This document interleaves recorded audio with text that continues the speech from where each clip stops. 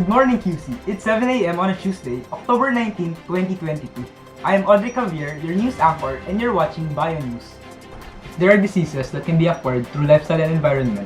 There are diseases that are inherited and acquired due to gene mutation. Due to chromosomal malfunction, it causes severe illness. This news will be brought to us by Giselle Olodiana.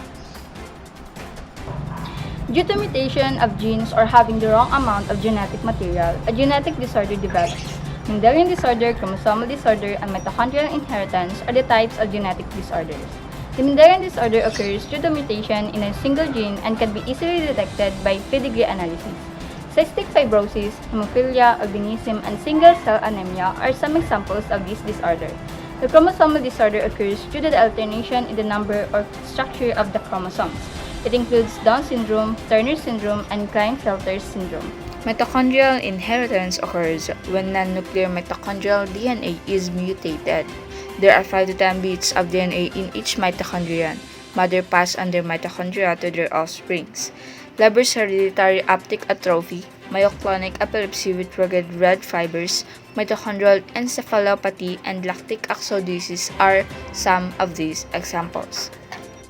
DOH Secretary Lorraine Militante conducted a press conference earlier to discuss different types of programs that public and private sectors implement to help people with this type of conditions.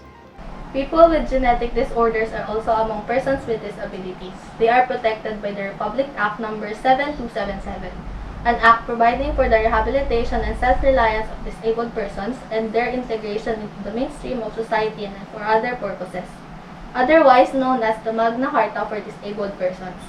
There are programs and projects which the government and private sectors are implementing.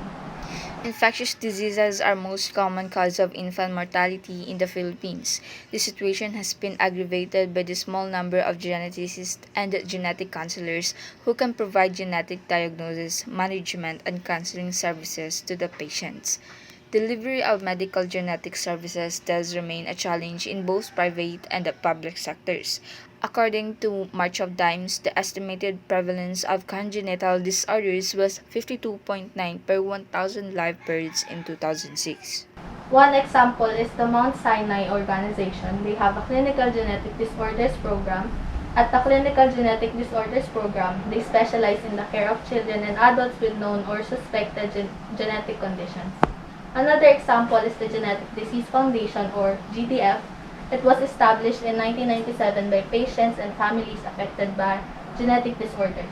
They support research, education, and the prevention of genetic diseases. They provide education programs for the public and physicians to increase their awareness about genetic diseases and the need for and availability of testing for many disorders. And they design research to improve genetic testing and to discover ways to treat, cure, and ultimately prevent genetic disorders. The foundation is completely run by volunteers, which enables it to use all of its fundraising dollars to directly fight genetic diseases. Government provides clinical genetic services for Filipino individuals and families. Philippine General Hospital, Department of Pediatrics, and the Philippine Genome Center are 3 examples under the public administration. There are also private sectors like DNA Solution Philippines which provided this service. Furthermore, the study of the development of genetics is still ongoing as of now. Doctors also advise getting a checkup if there is a history of genetic disorders in your family. That's for the update about programs our public and private sectors provide for Filipino with chromosomal disorders. Back to the studio. Thank you. Having a chromosomal disorder sure is hard, especially when you can't afford treatment. Gladly, there are these types of programs to help people in need. This has been BioNews, always providing you with factual and recent happenings nationally. I'm Audrey Javier, your anchor. See you again next time.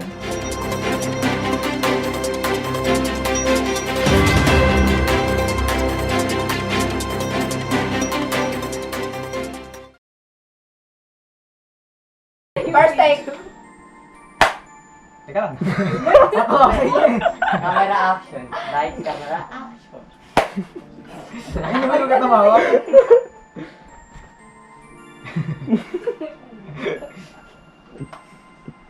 Wait lang! Hindi! Kasi yung umpisa niyan. Tama mo na lang. Para Yung to. umpisa na yan, Iba, dapat no? pagkatapos ko yung magsalita siya, About sa issue may ni- lalabas na headline. Bali, tapusin muna natin lahat ng skills mo. Then, doon tayo magsusunod-sunod. Mothers pass on their mitochondria to their offsprings. Mother pass on their mitochondria to their offsprings. Leber's hereditary.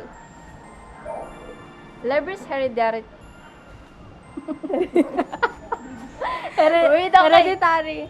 Hereditary. Leber's hereditary.